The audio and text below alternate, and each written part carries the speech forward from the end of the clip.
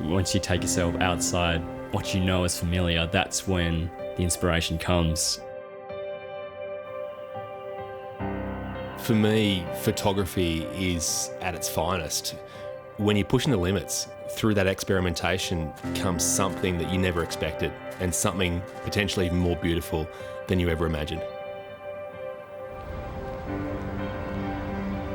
It becomes natural to me to run around and shoot something when there's chaos going on. I kind of look for the in-between moments when I'm shooting. I don't look for the perfect moments at all. I think the in-between moments are the gems. Being part of this project, I think, has definitely inspired me to shoot a lot more. You know, if I'm away somewhere, I should really make the most of it and try to fit in as much as I can with my days. Yeah, it was really fun and a really surreal 24 hours being in this new country, holding a new camera that very few people have held in their hands before. When I first saw the camera, I was really impressed with the size and just the look and feel. Like, felt really nice in the hand, really ergonomic, really easy, compact camera that still produces really good quality. It seems like the EOS R has a number of features that are really customised to you and to your preferences. The lens control ring, I've set it to control my aperture. So now I can just adjust the aperture with just a spin of my fingers, and that is something that I'm really enjoying.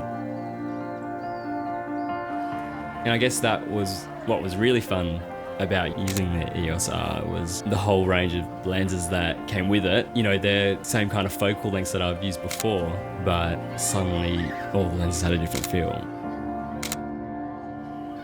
It does bring a fresh perspective into your photography.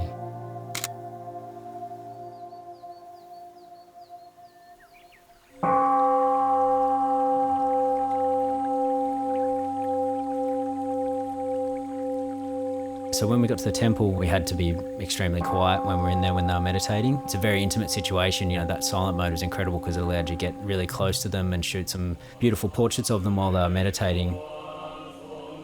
There was one part where one of the students was hitting this bell. His face was just lit up really nicely on one side, and it was just really beautiful to shoot.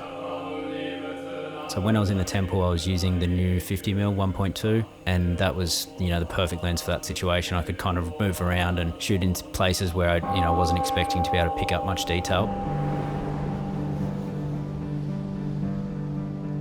We met up with Tanaka, who's a Japanese shaper, and yeah, he was working on one board. He said it'd probably take a month.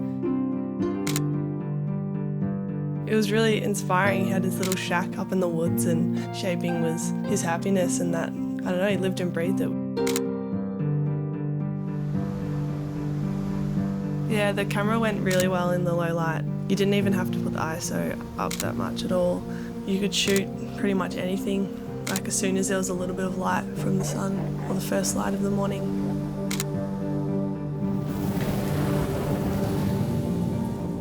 It was really incredible to watch Taro at work, and I think there's something really special and noble about dedicating your life to a craft.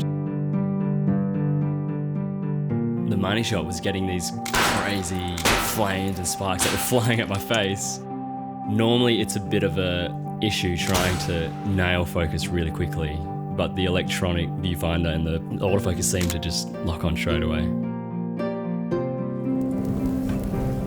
And I think that's what can make a good photograph, is an image that somebody can look at and feel like they were there and they were part of it.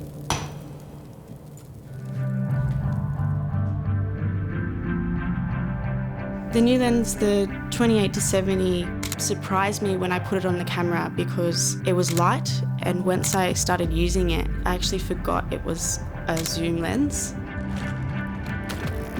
The portraits I shot were more of the back streets of Tokyo, where you could feel the culture and lifestyle of each individual. They all were really happy and loved Tokyo and loved where they were living.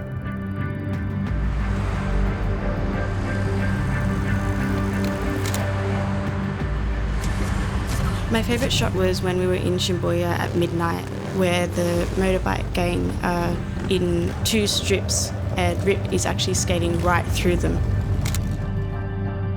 I knew it was a good photo when I took it, and I loved it, and I just kept looking at it. Over the years, I've really accumulated quite a collection of Canon lenses and quite a few L series lenses, which I'm really proud of. So to be able to actually adapt this camera to my L series lenses, that's a nice feature. The camera wants to try to work with you. It's almost intuitive. It understands what functions you need to use and makes sure that they're accessible when you need them. And for me, that's a really nice thing to see. There was so much that was different about this camera, but it also felt strangely familiar. Slowly and slowly I started realizing, oh wow, this is really fresh, this is a game changer. Really fun experience and fun using that camera, just getting to know it. I'd love to just keep testing it and keep sort of pushing it and seeing what you can do with it.